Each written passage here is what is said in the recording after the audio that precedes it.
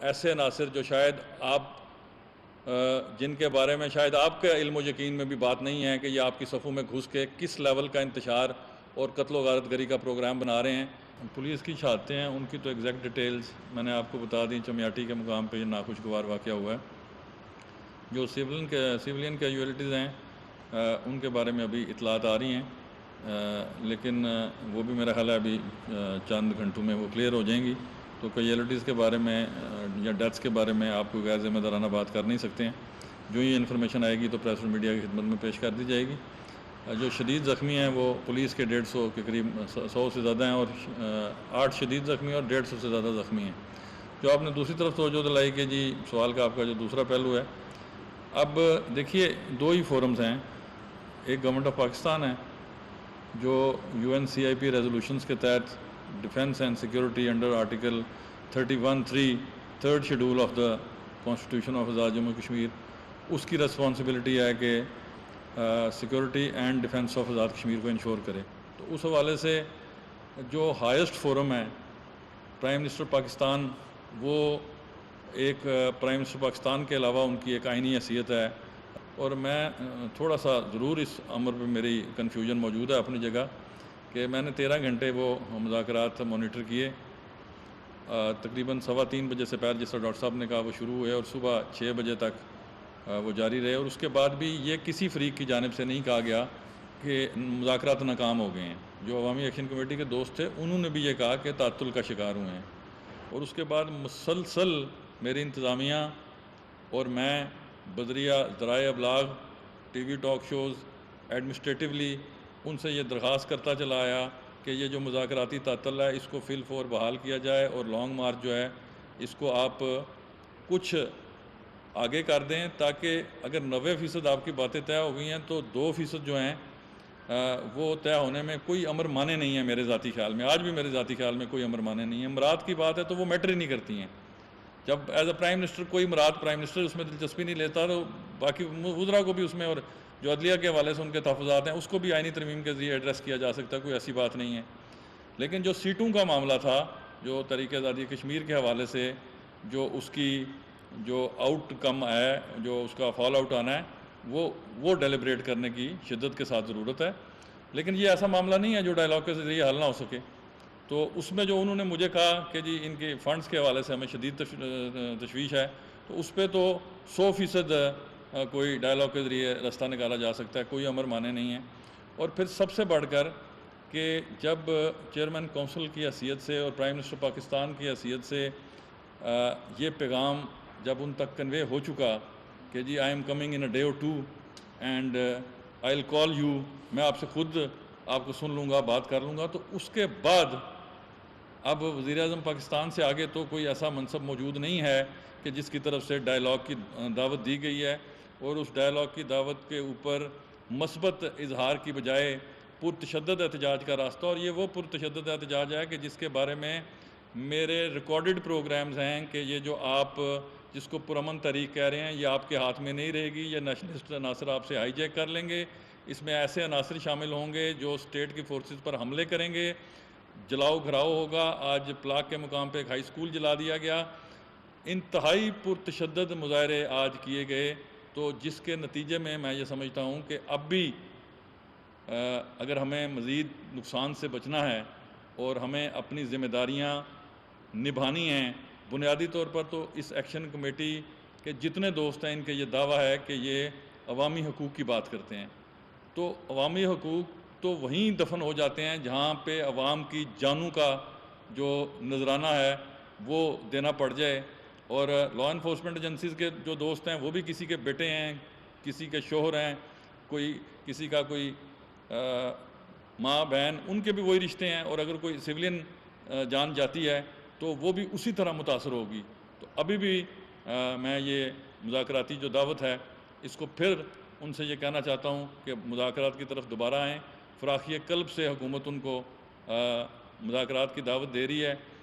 جو ان کا احتجاج ہے اس کو وہ التوا میں رکھیں۔ میں یہ بھی نہیں کہتا کہ وہ بالکل کوئی یقین دہانی یا مذاکراتی عمل سے ہٹ کر کوئی بات کر لیں، جس طرح انہوں نے خود یہ لفظ استعمال کیا جی کہ یہ تعطل کا شکار ہے۔ تو اب تعطل کو دور کرنے میں جب ٹاپ لیول سے ان سے یہ کہا جا رہا ہے کہ آپ اس تعطل کو دور کریں اور مذاکراتی عمل کا حصہ بنیں، تو میں سمجھتا ہوں اس سے زائد آئینی طور پر تو بطور وزیر اعظم آزاد کشمیر شاید میرے پاس میں اور کچھ نہیں ہے۔ میرا سوال سر طارق چوہدری صاحب سے ہے، کیونکہ الزام کیا جاتا ہے کہ جو مذاکرات ہیں وہ حکومتی کمیٹی نے اس پہ لچک نہیں دکھائی۔ آپ گئے رات دیر تک 4:15 بجے تک ہم نے دیکھا، ہم بڑا کاغذ کا مظاہرہ کیا، تو یہ اصل وجہ بتائیں قوم کو کہ یہ مذاکرات ناکام کیوں ہوئے تھے، کہ آپ نے ہمدردی دکھائی تھی یا کسی اور طرف سے ہمدردی ہوئی تھی؟ دیکھیے، پہلی بات تو یہ ہے کہ جیسے کہ honourable prime minister Azad Kashmir نے بار بار یہ بات اپنے جو گفتگو فرمائی ہے اس میں کہی ہے کہ مذاکرات ناکام نہیں ہوئے، مذاکرات میں ڈیڈ لاک آیا ہے، مذاکرات میں تعطل آیا ہے، اور اس تعطل کی بنیادی وجہ صرف ایک تھی کہ وہ دو مطالبات کہ جس کے لیے آزاد کشمیر کی جو آئین ہے اس میں ترمیم کی ضرورت تھی۔ باقی تو ہمارے پاس وہ سارا مسودہ موجود ہے کہ جو آپس میں تمام گفت و شنید کے بعد تمام مطالبات مان لیے گئے اور اسے تحریری شکل میں ہم نے درج کیا، لکھ بھی لیا، اور اس میں جو امینڈمنٹس تھیں وہ بالکل ان کی مرضی اور منشا کے مطابق، جو ظاہر ہے جو پبلک کے ایشوز تھے ان پہ بات ہوئی، ہم نے کہا پبلک ایشوز ضرور حل ہونے چاہیے۔ اس پر جو ہمارے آزاد کشمیر کے وزراء ہیں انہوں نے بھی کسی طرح کی کوئی اس پہ ریزسٹنس نہیں کی، کسی طرح کا کوئی اس میں وہ روڑے اٹکانے کی کوشش نہیں کی، اور ہم نے بھی ایکشن کمیٹی کے ساتھ مل کے اپنی آزاد کشمیر کی گورنمنٹ کو قائل کیا کہ یہ حل طلب معاملات ہیں، حل ہونا چاہیے۔ اب اس کے بعد جو کانسٹیٹیوشنل امینڈمنٹ ہے وہ تو راتوں رات نہیں ہوتی، اور اس کے لیے آپ کو ایک براڈر کنسنسس پیدا کرنے کی ضرورت ہے۔ اسٹیک ہولڈرز ہیں اس میں پولیٹیکل پارٹیز ہیں، ان کے ساتھ آپ بات چیت کریں، آپ سب کو قائل کریں، اور وہ اس کے لیے تھوڑا ٹائم درکار ہے۔ اور اس کے لیے ہم نے یہ کہا کہ آپ کی ایک فردر کمیٹی یہاں پہ، ہم نے اپنے جو چیف سیکرٹری ہیں آزاد کشمیر کے جو وفاق کی طرف سے تعینات کیے جاتے ہیں انہیں ہم نے فوکل پرسن بنایا کہ تاکہ وہ ایکشن کمیٹی اور اس کے ساتھ جو آزاد کشمیر کے وزراء ہیں ان کے درمیان فردر جو ڈائلاگ ہونا ہے اسے فیسیلیٹیٹ بھی کریں اور اس میں اپنا کردار ادا کریں، اور 1 مہینے کے بعد پھر ہم نے دوبارہ جا کے جو وہاں پہ صورتحال تھی اس کا جائزہ لینا تھا، اور جو فیصلے ہو چکے تھے ان کی امپلیمنٹیشن کے حوالے سے اپنا کردار ادا کرنا تھا۔ تو اس میں ابھی بھی ہماری طرف سے کوئی ایسی ضد، کوئی ایسی انا کا مسئلہ نہیں ہے۔ ہم اس مسئلے کو خوش اسلوبی کے ساتھ طے کرنا چاہتے ہیں جس سے امن و امان کی صورتحال بھی خراب نہ ہو، لوگوں کے جو مسائل ہیں، ایشوز ہیں وہ بھی حل ہوں، اور آزاد کشمیر کا جو ایک خوبصورت، جیسے پہلے میں نے کہا کہ جو اسے ہم جنت نظیر کہتے ہیں، وہ چہرہ بھی اتنا ہی خوبصورت رہے، اور وہاں پہ اس طرح کے احتجاج اور جلاؤ گھیراؤ اور یہ آوازیں وہاں پہ نہ آئیں، اور وہاں پہ کسی طرح کا بھی کسی معصوم کا خون کا ایک قطرہ بھی نہ بہے۔ ان مذاکرات کو فیسیلیٹیٹ کریں، اور جو فیصلے ہوتے ہیں ان فیصلوں کی امپلیمنٹیشن کے حوالے سے بھی آپ کی وہاں پہ موجودگی سے فیڈرل گورنمنٹ بھی اپنا جتنا بھی اس میں حصہ ہوا وہ ڈالے گی اور ان مذاکرات کو نتیجہ خیز بنائے گی، تاکہ پرامن طریقے کے ساتھ یہ تمام ایشوز جن کا ایکشن کمیٹی ذکر کر رہی تھی ان کو حل کیا جائے۔ پرائم منسٹر آف پاکستان کے اس جو باقاعدہ انہوں نے تحریری حکم نامہ جاری کیا، اس کے تحت ہم دونوں وفاقی وزراء وہاں پہ گئے۔ 12 گھنٹے کی ہماری نشست ہوئی ایکشن کمیٹی کے جو نمائندگان تھے ان کے ساتھ مظفر آباد میں، اور اس کے ساتھ ہمارے چیف سیکرٹری بھی، ہمارے آئی جی بھی وہاں پہ آزاد کشمیر کے موجود تھے، اور اس کے ساتھ ہمارے جو وزراء ہیں آزاد کشمیر گورنمنٹ کے وہ بھی ان مذاکرات میں شامل تھے۔ ان مذاکرات میں جو ہماری 12 گھنٹے کی طویل نشست ہوئی،